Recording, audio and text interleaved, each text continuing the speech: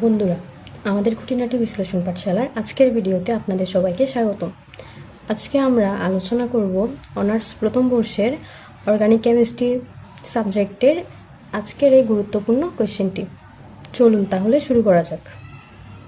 আমাদের কোয়েশ্চেনটি হলো, পাইরোলিগনাস অ্যাসিড হতে বিশুদ্ধ অ্যাসিটিক অ্যাসিড প্রস্তুতি বর্ণনা করো। এটি আমাদের অনার্স প্রথম বর্ষের এবারের পরীক্ষার জন্য খুবই গুরুত্বপূর্ণ একটি কোয়েশ্চেন। চলুন বন্ধুরা শুরু করি। আশা করি আমরা সবাই অ্যাসিটিক অ্যাসিডের সংকেত জানি, কম বেশি সবাই আমরা আশা করি অ্যাসিটিক অ্যাসিডের সংকেতটি জানি, যেটি হচ্ছে CH3COOH।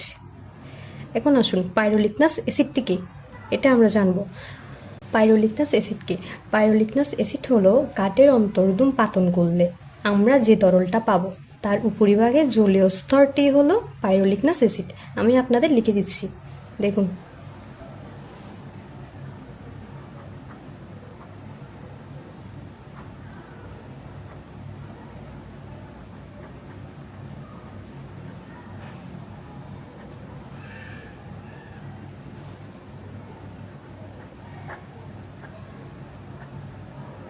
তার উপরিভাগের জলীয় স্তরটি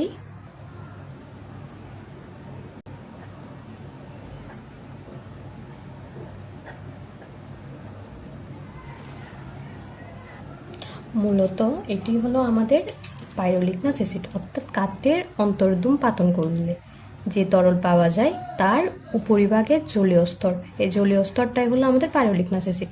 এখন আমরা আসবো কাঠের অন্তর্দম পাতন। এটা মানে কি?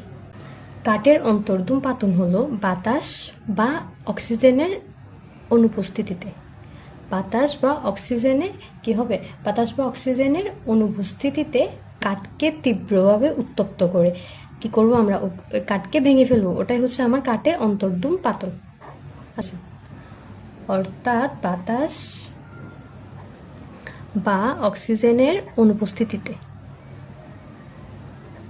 অক্সিজেনের অনুপস্থিতিতে, বাতাস বা অক্সিজেনের অনুপস্থিতিতে কাঠকে আমরা তীব্রভাবে উত্তপ্ত করব, কাঠকে আমরা তীব্রভাবে উত্তপ্ত করব, উত্তপ্ত করে ভেঙে ফেলবো। এই ভেঙে ফেলার প্রক্রিয়াটাই হচ্ছে কাঠের অন্তর্দম পাতন।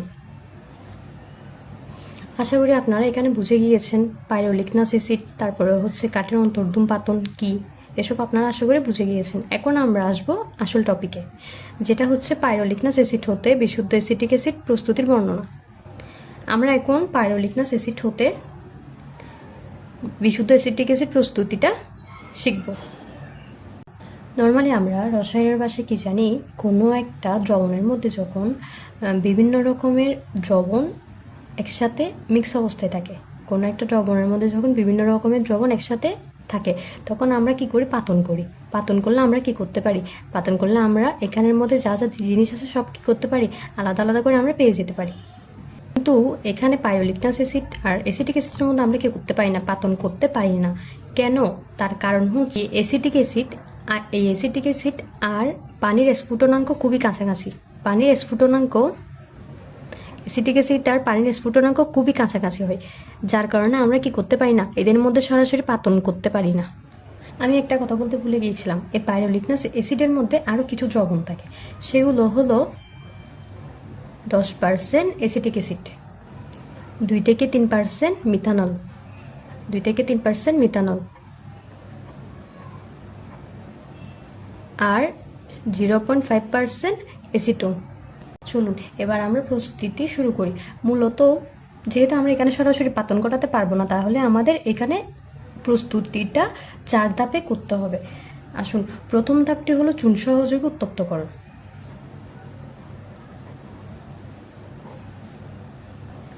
দ্বিতীয় ধাপটি হলো লবণের ক্যালাসন ও শুষ্ককরণ। তৃতীয় ধাপটি হলো গাঢ় সালফিউরিক অ্যাসিড সহ পাতন। চতুর্থ ধাপটি হলো গ্লেসিয়াল অ্যাসিটিক অ্যাসিড বিশুদ্ধকরণ। আমাদের ধাপ একটা হলো চুন সহযোগে উত্তপ্তকরণ, আর এই চুন সহযোগে উত্তপ্ত করার পর আমরা হচ্ছে এখান থেকে মিথানল আর অ্যাসিটোনকে পৃথক করতে পারবো। অর্থাৎ আমাদের ধাপ একটা শেষ হওয়ার পর আমাদের এখানে হচ্ছে মিথানল, অ্যাসিটোন আর পানি বাষ্পীভূত হয়ে উড়ে চলে যাবে। সেখানে মূলত কী হবে, ক্যালসিয়াম অ্যাসিটেটের একটা লবণ পড়ে থাকবে। চলুন আমরা এটি দেখি। প্রথমে আমরা কি করব, প্রথমে আমরা পাইরোলিগনাস অ্যাসিডকে একটি বড় পাত্রের মধ্যে নিব। হ্যাঁ, নেওয়ার পরে তাতে চুন যোগ করব, ক্যালসিয়াম হাইড্রোক্সাইড আমাদের চুনের সংখ্যা যোগ করব। আমরা চুন যোগ করব, যোগ করার পর পাইরোলিগনাস অ্যাসিডের মধ্যে যে অ্যাসিটিক অ্যাসিড আছে সেটি কী করবে, সেটি চুনের সাথে বিক্রিয়া করবে। সেটি চুনের সাথে বিক্রিয়া করে এই যে অ্যাসিটিক অ্যাসিডটা কী করবে, চুনের সাথে বিক্রিয়া করবে। বিক্রিয়া করে ক্যালসিয়াম অ্যাসিটেট নামক একটা লবণ তৈরি করবে। এই যে এটা হলো আমাদের ক্যালসিয়াম অ্যাসিটেট লবণ, সাথে পানি তৈরি করবে। এটি হলো আমাদের ক্যালসিয়াম অ্যাসিটেট লবণ, ক্যালসিয়াম অ্যাসিটেট লবণ তৈরি করলো, সাথে পানি তৈরি করলো। এখন অ্যাসিটেট একটি লবণ, যার কারণে এটি কি নয়, এটি উদ্বায়ী নয়। সেই জন্য তখন কী হবে, মিশ্রণটাকে আমি আরও উত্তপ্ত করব। যখন আমরা মিশ্রণটাকে উত্তপ্ত করব, এখন মিশ্রণের মধ্যে যে উদ্বায়ী তরলগুলো থাকবে, যেমন মিথানল, তারপর হচ্ছে অ্যাসিটোন, পানি, সেগুলো কী হবে, বাষ্পীভূত হয়ে উড়ে চলে যাবে। আর পাত্রের মধ্যে থেকে যাবে কি, ক্যালসিয়াম অ্যাসিটেট।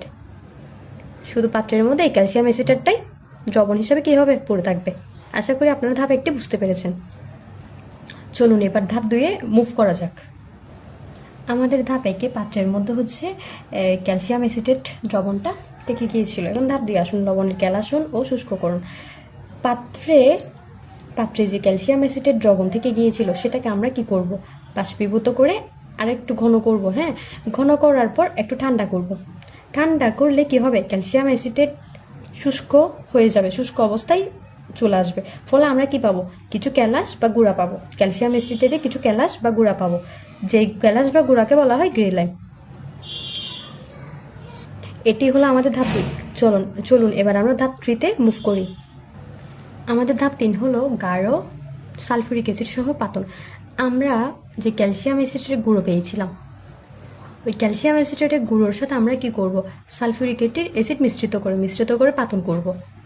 যখন আমরা সালফিউরিক অ্যাসিড মিশ্রিত করে পাতন করব, তখন কি হবে, তখন অ্যাসিটিক অ্যাসিড বাষ্পে পরিণত হবে। অর্থাৎ অ্যাসিটিক অ্যাসিড কী হবে, বাষ্পে পরিণত হবে এবং ক্যালসিয়াম সালফেট নিচে জমা হবে। অর্থাৎ এই ক্যালসিয়াম সালফেটের সাথে সালফিউরিক অ্যাসিডের পাতন ঘটাবো। তখন আমার এখানে কি হবে, পুনরায় অ্যাসিটিক অ্যাসিড তৈরি হবে এবং সেটি কী হবে, বাষ্পে পরিণত হবে।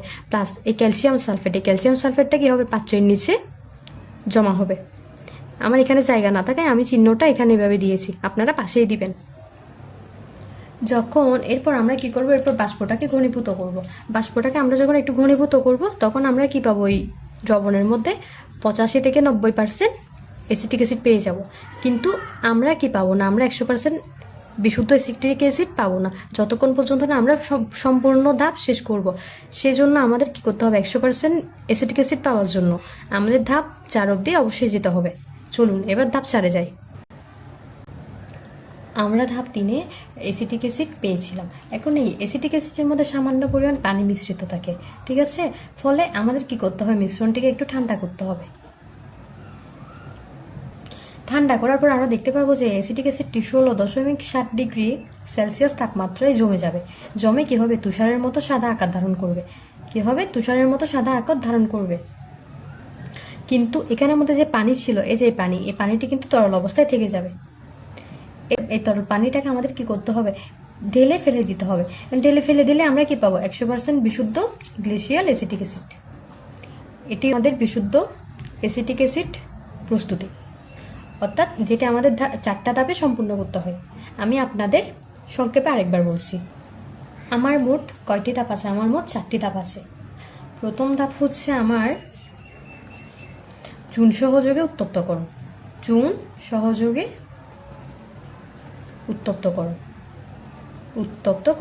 আর আমরা দেখেছি চুন সহযোগে উত্তপ্ত করলে এই দ্রবণের মধ্য থেকে আমরা কি করতে পারি, মিথানল ও অ্যাসিটোনকে পৃথক করতে পারি। প্রথম কাজ হচ্ছে আমাদের কি, মিথানল ও অ্যাসিটোনকে পৃথক করা। মিথানল ও অ্যাসিটোনকে আমরা কি করতে পারি, পৃথক করতে পারি, পৃথকীকরণ। তারপর আমাদের সেকেন্ড ধাপ হচ্ছে লবণের গ্যালাসন ও শুষ্ককরণ।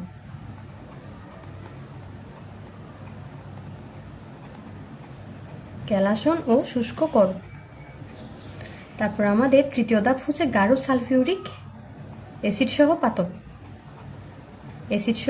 পাতন। তারপরে আমাদের চতুর্থ ধাপ হচ্ছে অ্যাসিটিক অ্যাসিড বিশুদ্ধকরণ। ব্যাস হয়ে গেল অ্যাসিটিক অ্যাসিড বিশুদ্ধকরণ।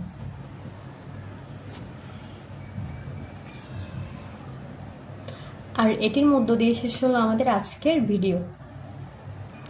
বন্ধুরা, আপনাদের যদি কোনো টপিক বুঝতে সমস্যা হয় বা কোনো টপিকের ভিডিও দরকার হয় তাহলে আপনারা কাইন্ডলি কমেন্ট সেকশনে জানাবেন। আমি অবশ্যই চেষ্টা করব আপনাদের সেই প্রবলেমের সলভগুলো দেওয়ার জন্য।